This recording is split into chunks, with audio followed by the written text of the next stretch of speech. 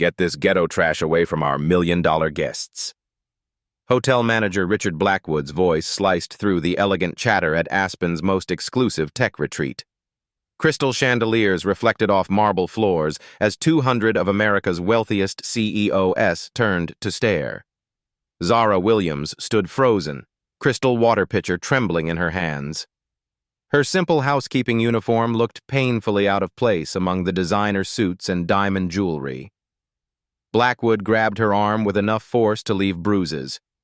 What part of staff entrance only don't you people understand?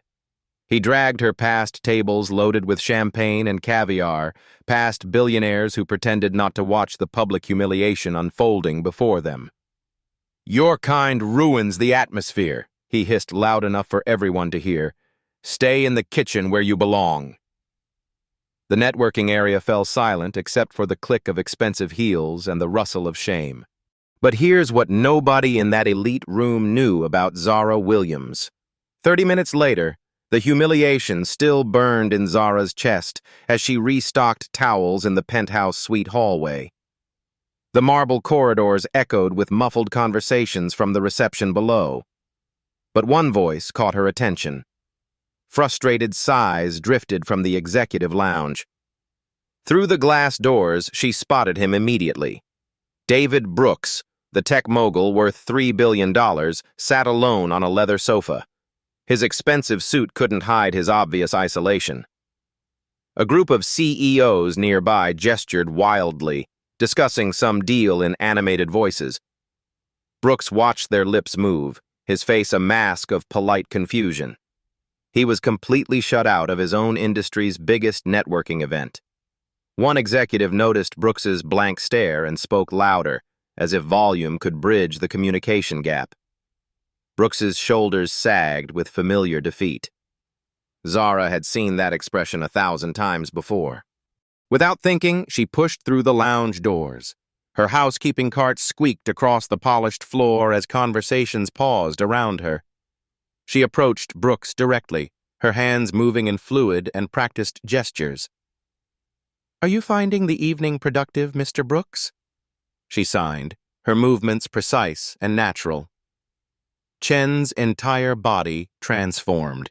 His back straightened, his eyes widened, and for the first time all evening, genuine surprise crossed his face. "You know ASL?" he signed back, his movements quick with excitement. "How do you know who I am?" The nearby executives stopped their conversations entirely. They couldn't understand the rapid hand movements, but they recognized something significant was happening. "I follow your work on accessibility initiatives," Zara signed, her confidence growing. "Your TED Talk about inclusive design changed how I think about technology." Chen leaned forward, engaged for the first time all night. "You understand tech accessibility? But your hotel staff?" Zara's hands moved with gentle humor. "Intelligence doesn't come with dress codes, Mr. Brooks." A small crowd of executives gathered, watching this impossible conversation unfold between a billionaire and a housekeeper. But how did a woman cleaning hotel rooms know advanced sign language and tech industry details? What other secrets was she hiding? What started as polite conversation quickly evolved into something extraordinary. Brooks's hands moved faster, testing Zara's knowledge with increasingly complex technical concepts. "Your latest AI patent for voice-to-sign translation," Zara signed, her movements fluid and confident. "The algorithm struggles with cultural context in ASL idioms. Have you considered regional dialect variations?" Chen's eyebrows shot up. This wasn't casual conversation anymore. "You understand machine learning architecture? The neural networks need cultural training data, not just linguistic patterns," Zara continued, her hands painting complex ideas in the air. "ASL carries emotional context that voice translation misses entirely." The circle of watching executives grew larger. They couldn't follow the rapid sign language, but they recognized expertise when they saw it. Chen pulled out his phone, showing Zara technical specifications that would confuse most engineers. "What about processing speed limitations?" Zara studied the screen, her mind analyzing data with practiced ease. Your bottleneck isn't processing power, it's cultural competency. The AI translates words but misses meaning. Explain, Brooks signed, now completely absorbed. When someone signs fine with tight movements and raised eyebrows, they're actually expressing frustration. Your AI reads the word but misses the emotion. Context disappears. Chen stared at her for a long moment. Then he started typing rapidly on his phone. "These insights," he signed. "Where did you learn this?" Zara's expression softened slightly. "My brother Marcus was born deaf. I've been his interpreter since I was 8 years old." She pulled a worn notebook from her uniform pocket, its pages filled with handwritten observations in multiple languages. 20 years of medical appointments, legal meetings, job interviews. I've seen how communication barriers destroy opportunities. Chen accepted the notebook with reverence, flipping through pages of detailed cultural observations about ASL usage patterns, regional differences, and emotional context markers. "You've documented sociolinguistic patterns that universities charge $50,000 to study," he signed, his excitement growing. "Every Friday night I attend deaf community meetings," Zara continued. "I help families navigate systems that weren't designed for them. Technology should serve people, not exclude them." The watching executives began murmuring among themselves. Victoria Sterling, CEO of Sterling Technologies, pushed through the crowd. "Mr. Brooks," she interrupted, "is everything all right here?"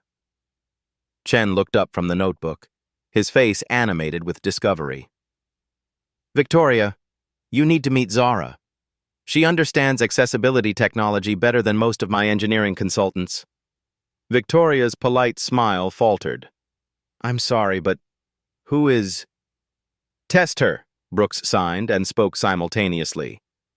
"Ask her about inclusive design challenges in emerging markets." Victoria hesitated, glancing at Zara's housekeeping uniform. This was highly irregular, but Brooks's enthusiasm was infectious. "All right," Victoria said slowly. "What's your perspective on accessibility compliance in developing economies?" Zara straightened, her confidence building. "Compliance frameworks assume Western infrastructure and legal systems. In emerging markets, you need community-based solutions that work with existing social structures, not against them." Victoria blinked, surprised by the sophisticated response.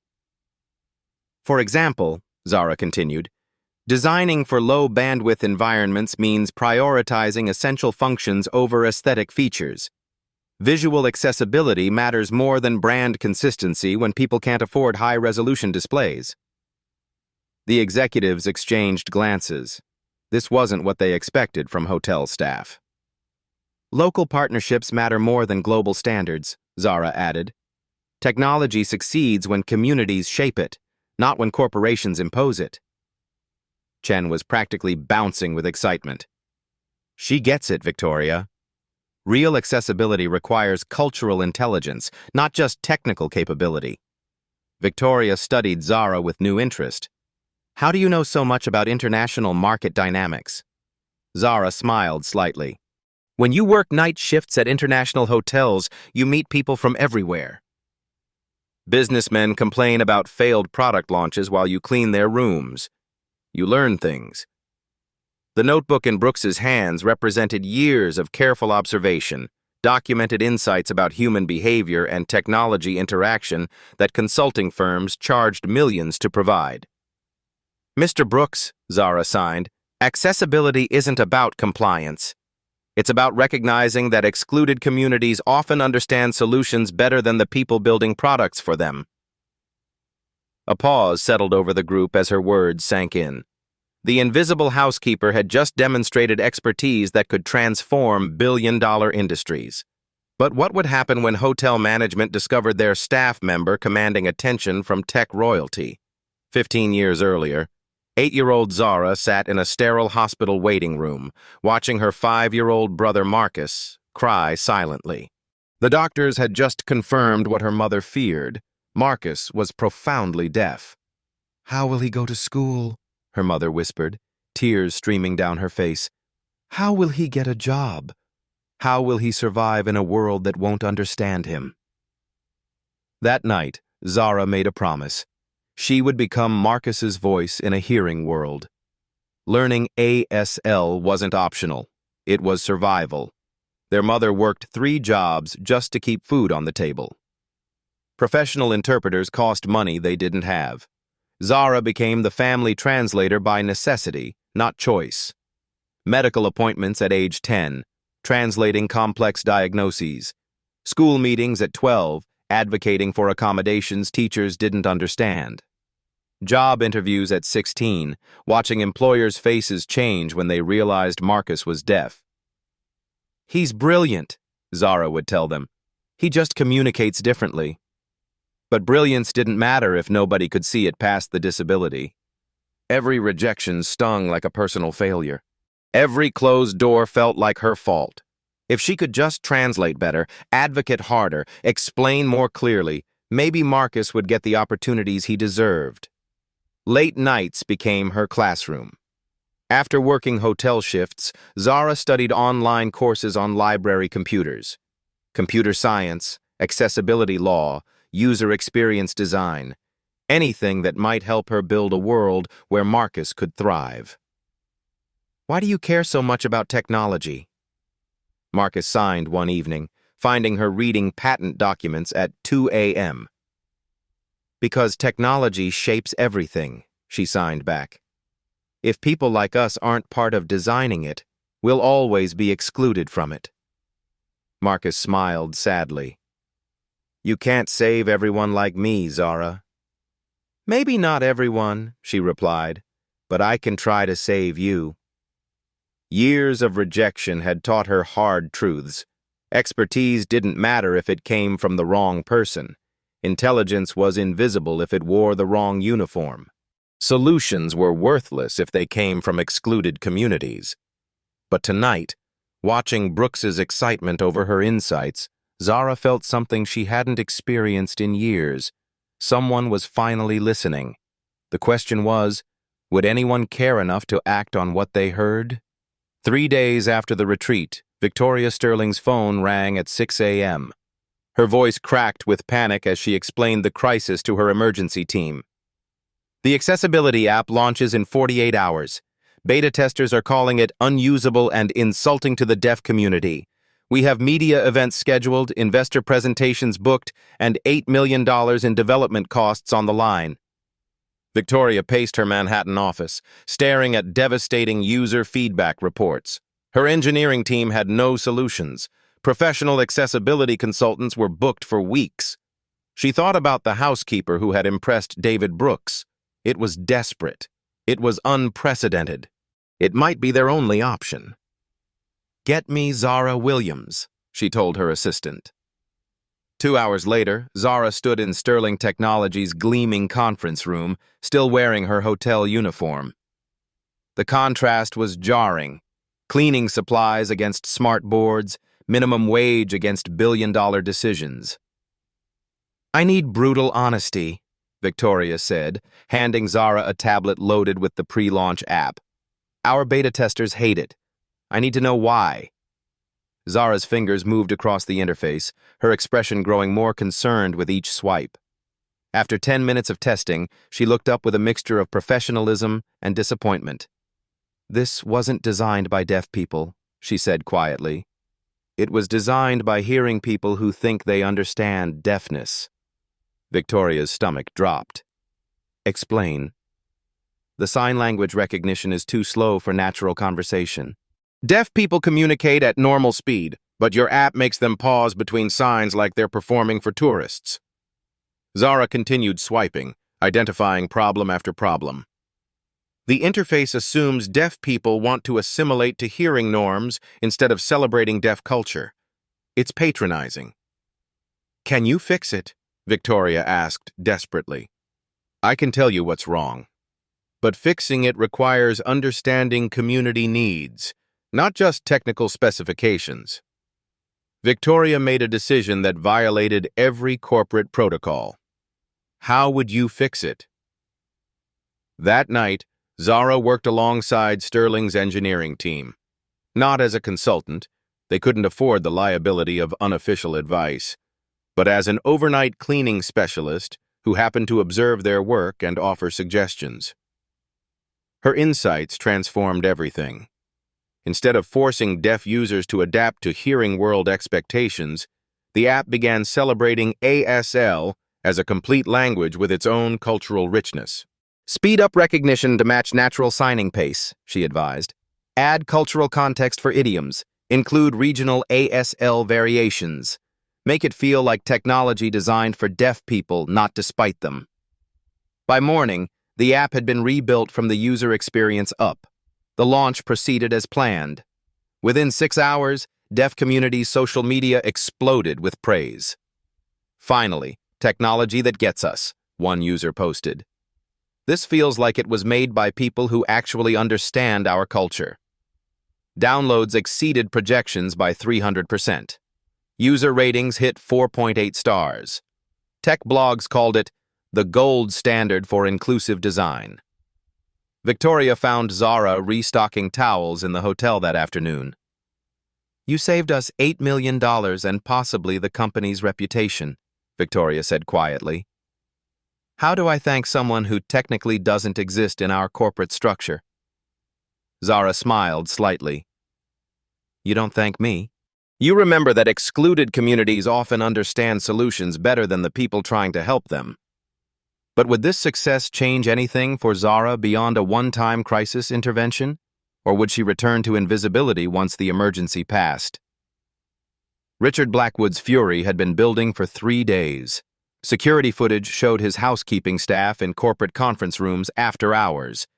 Guests were asking specifically for the woman who helped with the app.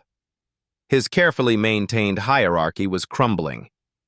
He cornered Zara in the service hallway, his face red with indignation. What the hell do you think you're doing? His voice echoed off concrete walls. Playing corporate consultant while drawing a housekeeper's paycheck? Zara continued folding towels, her movements steady despite her racing heart. I was helping with a technical issue. Technical issue? Blackwood's laugh was harsh and bitter. You clean toilets for a living. You don't belong in boardrooms making decisions above your station. Other hotel staff gathered in doorways, drawn by his raised voice. Zara's co-workers watched nervously, afraid to defend her but uncomfortable with the public humiliation. I know exactly what this is, Blackwood continued, stepping closer to intimidate her. You people see rich white folks and think you can hustle your way into their world. But intelligence has prerequisites, and you don't meet them. He grabbed the towels from her hands and threw them on the floor. Your job is to clean up after your betters, not pretend you're one of them. These guests pay $50,000 to network with successful people, not get advice from welfare cases. The watching staff shifted uncomfortably. Maria, the older Latina housekeeper, started to step forward, but Blackwood's glare stopped her cold. And another thing, Blackwood's voice dropped to a menacing whisper. If I catch you bothering guests again, you're fired. No references, no unemployment benefits, nothing. You'll be back in the projects where you belong. He kicked the scattered towels toward her feet. Clean this up. Remember what you are. As Blackwood stormed away, the hallway filled with uncomfortable silence. Zara knelt to collect the towels, her hands shaking slightly. The other staff members drifted away, unable to meet her eyes. That evening, Zara sat in the break room during her dinner break, staring at her reflection in the darkened window. Blackwood's words echoed in her mind. Remember what you are. Her phone buzzed with a text from Marcus. Saw the app reviews online. People are saying it's revolutionary. Mom's so proud. You're changing the world, sis. But changing the world didn't pay rent. Revolutionary insights didn't matter if they came from someone society had written off. Excellence was invisible when it wore the wrong uniform. Her shift supervisor appeared in the doorway. Zara! Mr. Blackwood wants all guest contact logged and approved through management now. No exceptions. The message was clear. Stay invisible or lose everything. That night, Zara overheard executives in the lobby discussing accessibility challenges for their upcoming product launches. The same problems she'd been solving for years. The same communities she understood better than any consultant they could hire. But she was trapped. Speaking up meant unemployment. Staying silent meant watching preventable barriers continue harming people like Marcus. She thought about her brother's face when yet another job interview ended with polite rejection. About brilliant minds marginalized because society couldn't see past their differences. About solutions gathering dust in her notebook while problems multiplied. The choice crystallized: accept invisibility to survive, or risk everything to make visibility possible for others. As the executives' voices faded down the marble hallway, Zara made her decision. Some bridges were worth burning if they led to better ones. Victoria Sterling's phone exploded with panicked calls at 7 a.m. Her company's most important client meeting was imploding before it even began. The Korean delegation brought their deaf CTO to evaluate our accessibility commitments, her assistant reported breathlessly. Dr. Sarah Kim controls $500 million in potential contracts, but our interpreter canceled at the last minute due to illness. Victoria rushed to the Sterling Technologies boardroom, finding chaos. Dr. Kim sat isolated at the conference table while executives gestured helplessly around her. Professional interpreters were booked solid. Video relay services created delays that killed meeting momentum. $500 million in partnerships hung in the balance, dissolving because of communication barriers. Victoria remembered Aspen. She remembered Zara's expertise. It was desperate. It was unprecedented. It might be their only choice. 20 minutes later, Zara stood in Sterling's elevator wearing her hotel uniform, terrified about what she'd agreed to do: impersonate a professional interpreter for the highest-stakes business meeting of her life. The boardroom fell silent when she entered. 20 executives in $1,000 suits stared at the black woman in housekeeping clothes who was supposed to save their company. Dr. Kim looked up with curious relief as Zara approached and began signing introductions in fluent ASL. Finally, Dr. Kim signed back with obvious gratitude. Someone who understands proper business etiquette in our community. But Zara didn't just interpret. She facilitated. When technical discussions about software architecture began, her ASL vocabulary seamlessly handled complex programming concepts that would have stumped most interpreters. Your real-time processing capabilities, Dr. Kim signed. How do they handle cultural context in non-Western markets? As Zara interpreted the question, she found herself adding context that neither side had considered. Dr. Kim is asking about localization that goes beyond language translation to cultural adaptation. Victoria's engineering team launched into technical explanations that Dr. Kim absorbed eagerly. For the first time in hours, real communication was happening. But then, Dr. Kim posed a challenge that threatened everything. Your accessibility features assume Western disability perspectives. Asian deaf communities have different cultural approaches to inclusion. How do you address this? The room went silent. Victoria's team had never considered cultural variations in accessibility design. Zara stepped forward slightly, her voice steady despite her racing heart. Dr. Kim raises an important point about inclusive design needing cultural competency, not just technical functionality. She turned to Victoria's team. In Asian cultures, family-centered communication patterns affect how accessibility technology gets adopted. Individual-focused design misses community dynamics. Dr. Kim's eyes lit up with recognition. She signed rapidly to Zara. You understand these nuances. Where did you study accessibility anthropology? Community experience, Zara signed back honestly. 20 years of seeing how cultural context affects technology adoption. The executives watched this exchange with growing amazement.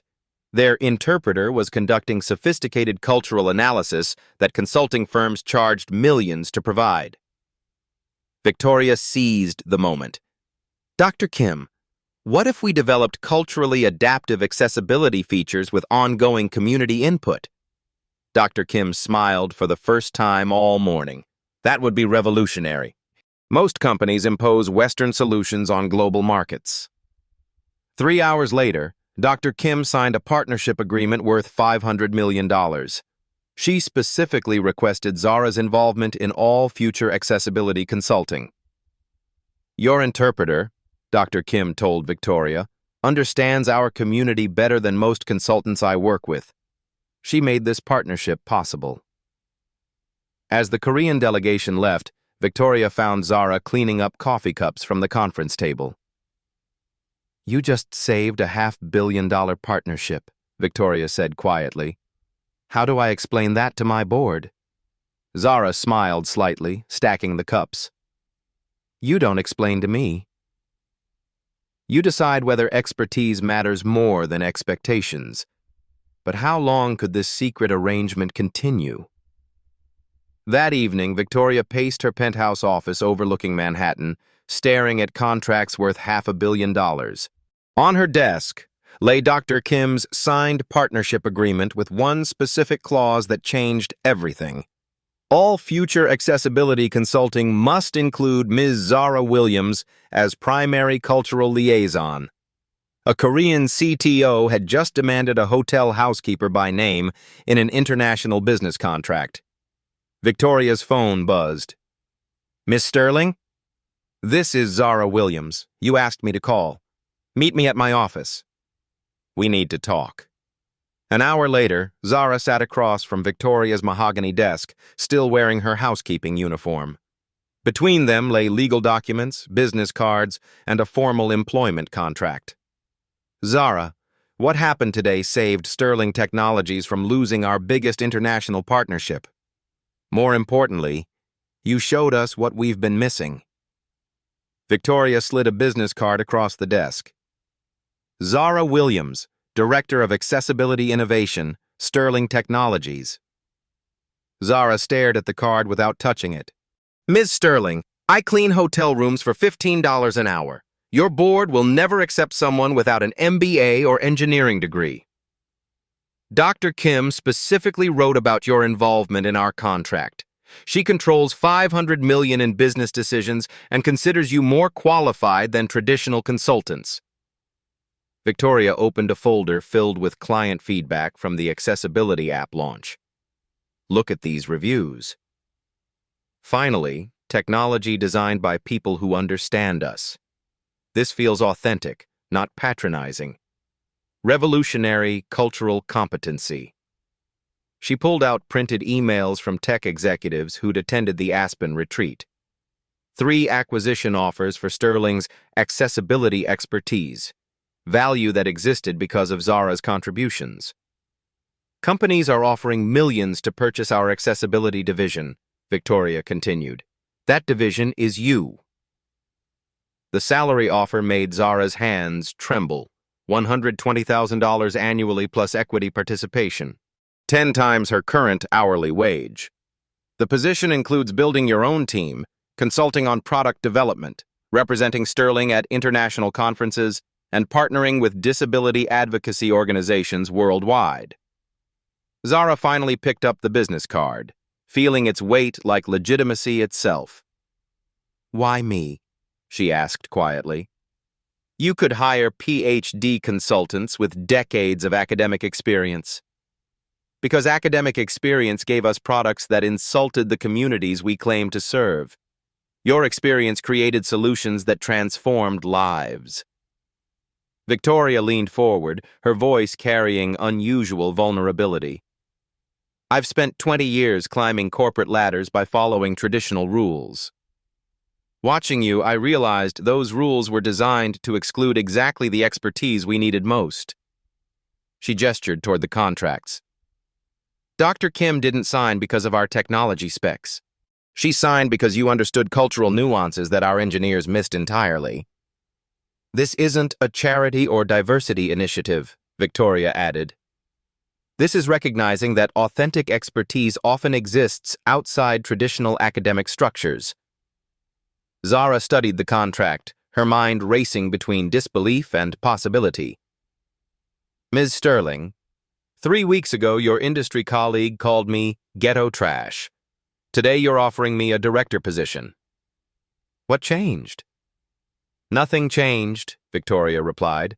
I finally started listening. The business card felt solid in Zara's fingers. Official recognition of knowledge she'd been building for 20 years. If I accept, Zara said slowly, I want to hire my brother Marcus as lead accessibility engineer. He understands user experience better than anyone I know. Victoria smiled. Done.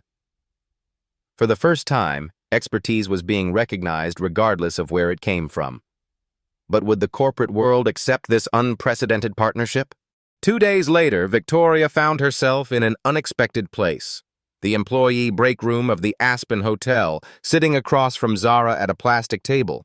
She'd driven there personally to finalize the employment contract. This feels strange, Victoria admitted, stirring instant coffee from a vending machine. I usually conduct business meetings in boardrooms, not break rooms. Zara smiled slightly. Welcome to my world. Most of my important conversations happen in places like this. Victoria studied Zara's worn notebook, now open on the table between them. Pages filled with accessibility observations, cultural insights, and technical solutions developed during countless break room moments. Tell me about Marcus, Victoria said gently. The brother you mentioned. Zara's expression softened immediately. She pulled out her phone, showing a photo of a young black man in a graduation cap and gown, singing I Love You at the camera. He graduated with honors in engineering, but no tech company would hire him. They said his deafness made him not a good cultural fit. Zara's voice carried years of frustration. He's brilliant, but they couldn't see past the disability. What's he doing now? Working at a print shop for minimum wage. His engineering degree hangs on our kitchen wall like a cruel joke. Victoria felt something crack in her chest. I used to think corporate success meant leaving your community behind. Climbing ladders meant forgetting where you came from. She gestured around the break room. But watching you work, I realized real leadership means bringing others up with you. Zara looked up from her brother's photo. You didn't have to create this position. You could have hired traditional consultants and moved on. Traditional consultants gave us products that failed spectacularly with the communities we claimed to serve. You gave us solutions that actually worked. Victoria leaned forward, her corporate facade dropping entirely. Can I tell you something? I became CEO by following every rule, checking every box, playing every political game perfectly. But I've never felt as proud of any decision as I did watching you transform that Korean partnership meeting. Why? Because for the first time I was watching excellence get recognized instead of overlooked. Zara closed her notebook carefully. Ms. Sterling, if I take this position, I'm not leaving my community behind. I'm bringing them forward. That's exactly what I'm counting on. Victoria's phone buzzed with a text from Marcus. Sis said you might have something for me. Happy to discuss whenever convenient. She showed Zara the message. How about we call him now? As Zara dialed, Victoria realized this break room conversation mattered more than most boardroom presentations she'd endured. Sometimes the most important business decisions happen in the most unexpected places. Real connection transcended corner offices and corporate hierarchies. The question was, would this partnership survive the corporate world's resistance to change? 6 weeks after joining Sterling Technologies, Zara faced the ultimate test. The Global Accessibility Consortium had invited Sterling to present at the United Nations. 500 CEOs, government officials, and advocacy leaders controlling $50 billion in international accessibility funding. This wasn't just a business presentation. It was the moment that would establish Sterling as either the world leader in inclusive design or expose them as frauds riding on borrowed expertise. Victoria's voice cracked with panic during their emergency meeting. Our lead consultant just quit, and took all presentation materials to our biggest competitor. We have 48 hours to rebuild everything from scratch. The UN General Assembly Hall, global media coverage, international delegates from 60 countries. Sterling's entire future balanced on a presentation that no longer existed. "I need you to be our primary presenter," Victoria told Zara. "Not supporting, leading the entire presentation." Zara felt the world tilt beneath her feet. "Victoria, 6 weeks ago I was cleaning hotel rooms. These are world leaders who've spent decades building expertise. How can someone who was invisible until last month address the UN about global policy?" Because invisible people understand barriers better than anyone. The next 48 hours blurred into sleepless preparation. Zara worked alongside Marcus, now Sterling's lead accessibility engineer, transforming her notebook insights into sophisticated policy recommendations that could reshape international accessibility standards. The morning arrived gray and humid. The UN General Assembly Hall is filled with delegates representing billions of people worldwide. Simultaneous translation into 20 languages. Global broadcast to 50 million viewers. Zara stood backstage in her new business suit, holding the worn notebook that had started everything. Imposter syndrome crashed over her like a tsunami. "6 weeks ago, Richard Blackwood called me ghetto trash," she whispered to Marcus. "Now I'm supposed to address world leaders about global policy. What if he was right?" Marcus signed back with fierce determination. "You've been preparing for this moment your entire life. Show them who we really are." Victoria's introduction echoed through the hall. "Our presenter understands accessibility not from textbooks, but from 20 years of lived experience bridging communities that technology has failed." Zara stepped to the podium, looked out at 500 faces, and made a choice that changed everything. Instead of the prepared corporate presentation, she began in sign language, with voice interpretation following. "How many of you have been in rooms where decisions about your life were made without your input?" The question hung in the air like electricity. Delegates shifted in their seats, recognizing uncomfortable truths. "My name is Zara Williams. 6 weeks ago, I was cleaning hotel rooms. Today, I'm here because excluded communities often understand solutions better than the people trying to help them." She abandoned the podium, walking among the delegates as she spoke. "We talk about accessibility like it's a charity.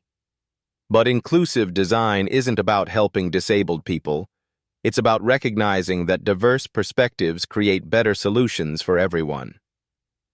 On the screens behind her, Marcus appeared via video link, demonstrating Sterling's technology while explaining complex algorithms through ASL interpretation that Zara provided seamlessly.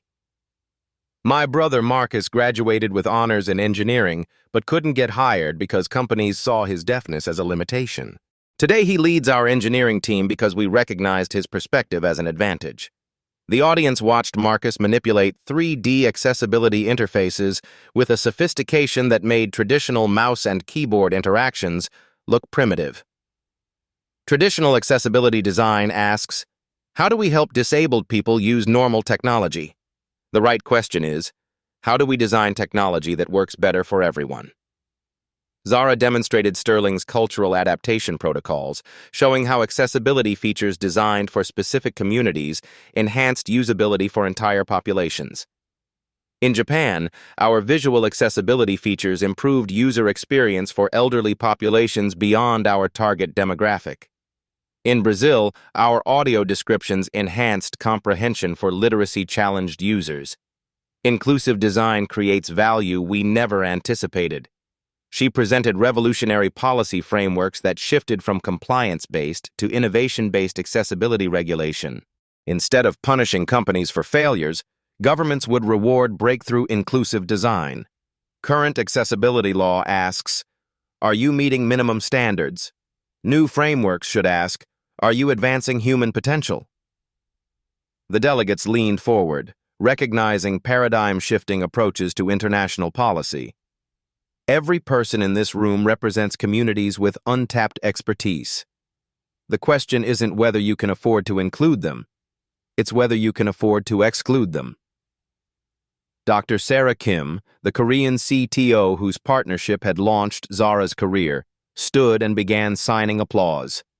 Within moments, the entire Korean delegation joined her. Then other delegations followed, creating a wave of silent applause that filled the hall. Accessibility isn't about accommodation, Zara concluded. It's about innovation, not charity, but competitive advantage, not helping people despite their differences, but succeeding because of them. The standing ovation lasted 4 minutes. Delegates from dozens of countries approached offering partnerships worth billions. Media outlets lined up for interviews. International organizations extended collaboration invitations. Within hours, Sterling Technologies received $2 billion in government contracts from 8 countries, partnership requests from 40 major corporations, invitations to lead accessibility initiatives across 4 continents, recognition as the global standard for inclusive technology design. The business impact was staggering, but the personal transformation was complete. The woman dismissed as ghetto trash had just advised world leaders on policy affecting billions of people. As delegates surrounded her with business cards and partnership offers, Zara spotted a familiar face in the crowd. Richard Blackwood stood near the back of the hall, having watched the broadcast on his phone. His face was unreadable as he realized he'd humiliated someone who would become an internationally recognized expert. Marcus joined her on stage, signing, "You didn't just change our lives. You changed how the world sees people like us." The media response was immediate and overwhelming. CNN, from hotel housekeeper to UN policy advisor, the accessibility revolution. Forbes, the invisible expert who built a billion-dollar industry. Time, how one woman transformed global accessibility standards. Victoria found Zara amid the chaos of congratulations and interview requests. "You didn't just save Sterling Technologies," she said quietly. "You proved that expertise exists everywhere, waiting for someone brave enough to recognize it." The same woman who had been invisible 6 weeks earlier now stood at the center of a global movement that would reshape how the world approached inclusive design. But this was only the beginning. Real change was just starting. 6 months after her UN presentation, the same General Assembly Hall buzzed with anticipation for the inaugural Global Accessibility Innovation Awards. Delegates from 80 countries filled velvet seats as international media prepared to broadcast the ceremony to 100 million viewers worldwide. At the center of it all sat Zara Williams, nominated for the Transformational Leadership Award, alongside heads of state and Nobel laureates. The contrast wasn't lost on anyone. The former hotel housekeeper now seated among the world's most powerful leaders.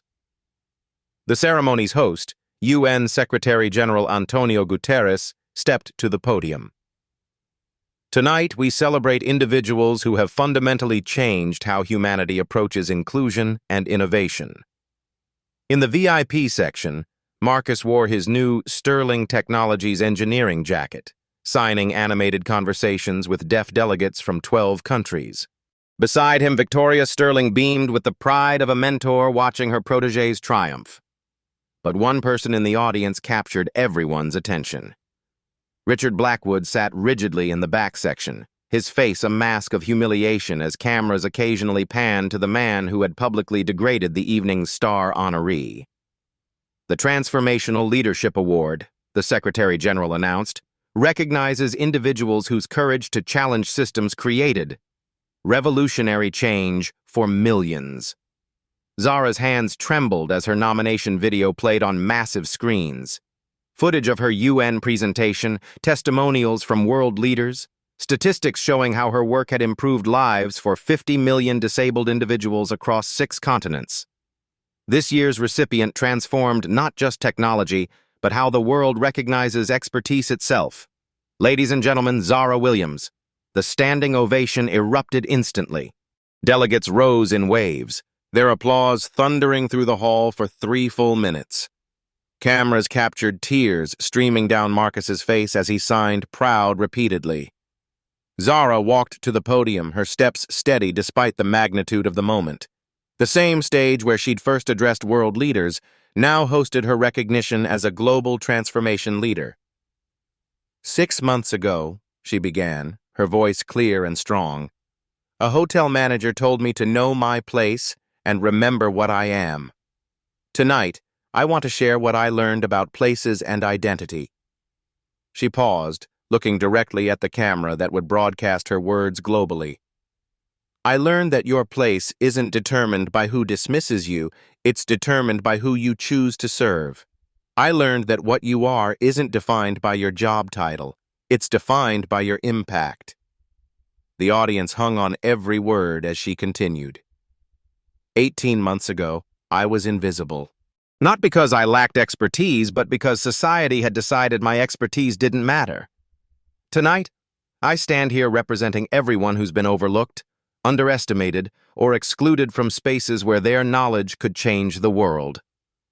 Behind her, screens displayed the revolutionary impact of her work. Sterling Technologies' accessibility division had grown to 800 employees across 30 countries, generated $12 billion in revenue, and improved technological access for 200 million people worldwide. But this award isn't mine alone, Zara continued, gesturing toward Marcus. It belongs to my brother, who taught me that barriers exist to be broken. It belongs to every person whose brilliance has been dismissed because it didn't come with the right credentials. The camera found Richard Blackwood in the audience, his discomfort palpable as the woman he'd degraded received international recognition for world-changing leadership. To everyone watching who's ever been told you don't belong, your expertise matters, your perspective is valuable, your voice deserves to be heard. The Secretary General approached with a crystal award that caught the stage lights like a prism. Ms. Williams, on behalf of the United Nations and member nations worldwide, we present this award recognizing your transformational impact on global accessibility and inclusive innovation. As Zara accepted the award, the hall erupted again. But this time, something unprecedented happened. Marcus began singing Bridge Builder from the audience, and deaf delegates throughout the hall joined him, creating a visual symphony of recognition that transcended spoken language. The moment was captured by every camera, becoming an iconic image of inclusion that would grace magazine covers worldwide. This award represents something bigger than individual achievement, Zara concluded. It represents the moment humanity decided to listen to voices we'd been ignoring. To recognize expertise wherever it exists, to build bridges instead of walls. The ceremony's aftermath created a media firestorm that continued for weeks. Forbes featured Zara on their cover. The Invisible CEO, How Zara Williams Built a Global Empire. Harvard Business School announced the Williams Fellowship for community experts pursuing business leadership roles.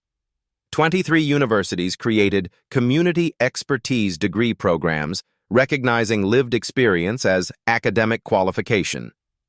The European Union adopted the Sterling Protocols as accessibility standards for all member nations.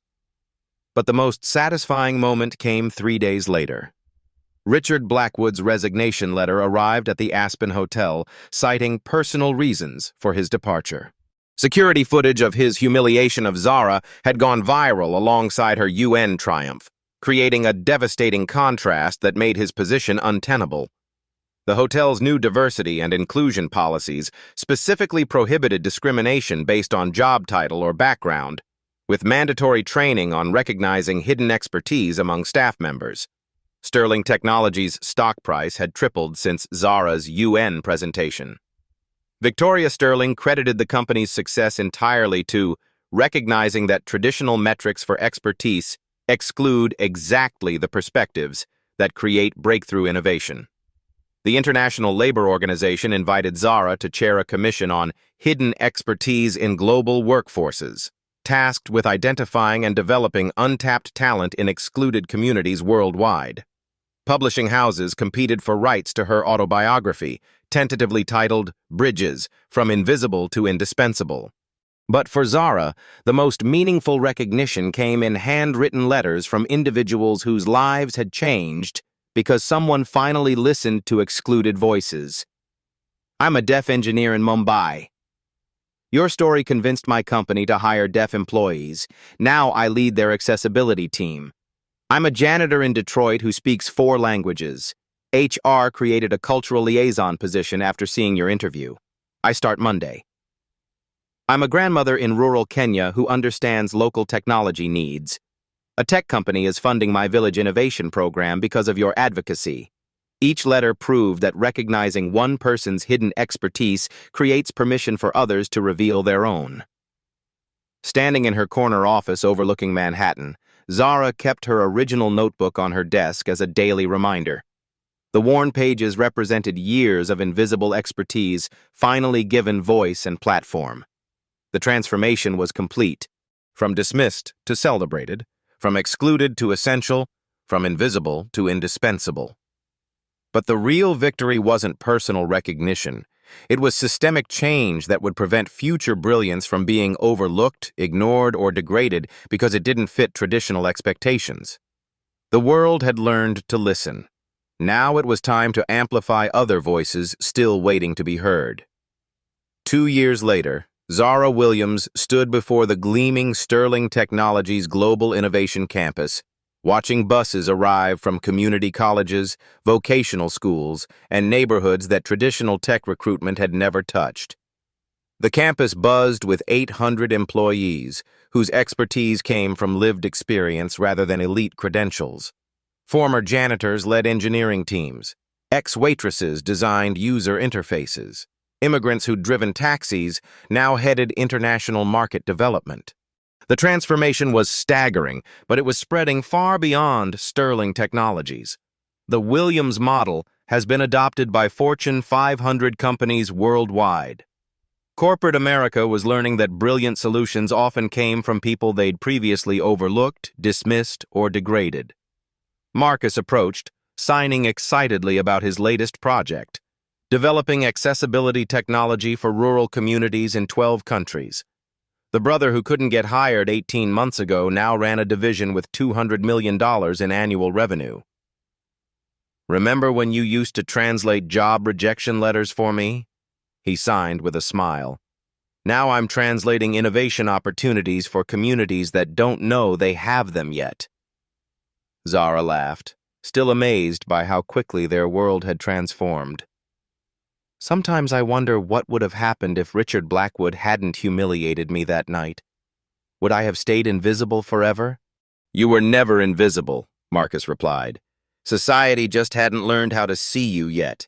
Through the campus windows, Zara watched orientation sessions for their newest community expert hires. A former prison guard who understood rehabilitation psychology, a grocery store clerk fluent in 5 languages, a nursing home aide with insights about aging technology needs. Each represented untapped expertise waiting for recognition. Victoria Sterling joined them, carrying quarterly reports that told an extraordinary story. Sterling Technologies had become the world's most profitable accessibility company, not despite hiring unconventional experts, but because of it. The board asked me to explain our success formula, Victoria said. I told them it's simple. We stopped hiring credentials and started hiring intelligence. The numbers spoke for themselves. Revenue had increased 400% since implementing community expertise hiring. Employee satisfaction hit record highs. Innovation patents filed by formerly excluded workers exceeded those from traditional engineering hires. More importantly, Victoria continued, we've proven that inclusive excellence isn't just morally right, it's economically superior. The ripple effects continued expanding globally. The United Nations had established the Zara Williams Institute for Hidden Expertise, identifying brilliant minds in excluded communities across 6 continents. Governments were restructuring employment policies to recognize community knowledge as professional qualification. Universities created bridge programs connecting lived experience with academic frameworks. But the most satisfying change was personal. Letters arrived daily from individuals whose lives had transformed because someone finally valued their hidden expertise. I'm a Mexican immigrant who cleaned offices while developing breakthrough water purification ideas. A tech company funded my startup after reading your story. We're bringing clean water to 50 villages. I'm a single mother who learned coding during my kids' nap times. Your example gave me courage to apply for senior developer positions. I start at Google next month. I'm a deaf teenager in rural Alabama. Your brother's engineering scholarship program is sending me to MIT. Thank you for proving we belong in technology. Each letter represented the exponential impact of recognizing one person's worth, how validation creates permission for others to reveal their own brilliance. Standing in her executive office, Zara reflected on the journey from humiliation to global recognition. But the real victory wasn't personal success, it was systemic transformation that prevented future talent from being overlooked.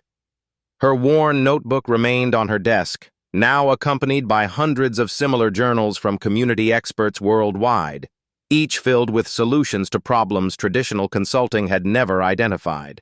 The woman once told to know her place had created new places for millions of others to thrive. Right now, someone in your life possesses expertise you haven't recognized. They might clean your office while understanding systems better than consultants you pay thousands. They might serve your coffee while carrying insights that could revolutionize your industry.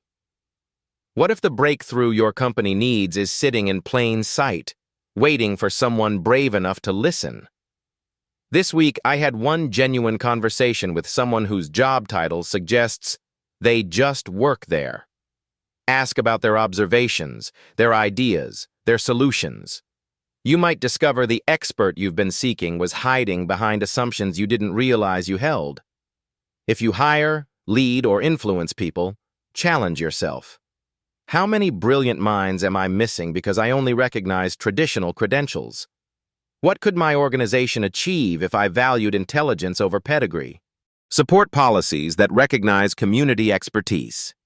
Champion inclusive hiring that values lived experience alongside formal education. Create opportunities for hidden brilliance to surface and flourish. Remember, Zara, the next time you encounter someone society has written off. Remember that genius doesn't announce itself with degrees or corner offices. Excellence doesn't wear expensive suits. It solves problems others didn't know existed. Subscribe to Black Soul Stories for more stories proving that extraordinary lives everywhere, waiting for recognition, ready to change the world.